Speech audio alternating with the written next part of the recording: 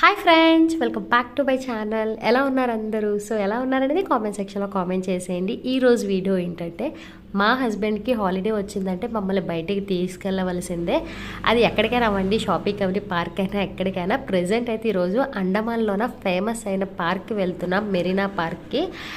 So ఇక్కడ ఏంటంటే అండమాన్కి వచ్చిన ప్రతి ఒక్క టూరిస్టులు ఆ పార్క్ అనేది కంపల్సరీగా వెళ్తారు. ఆ పార్క్లో స్పెషల్ ఏం లేదు, యాక్చువల్లీ పార్క్లో బీచ్ కూడా ఉంటుంది. ఆ బీచ్ నుంచి మనం రోజ్ ఐలాండ్కి, నార్త్ ఐలాండ్కి వెళ్తామన్నమాట.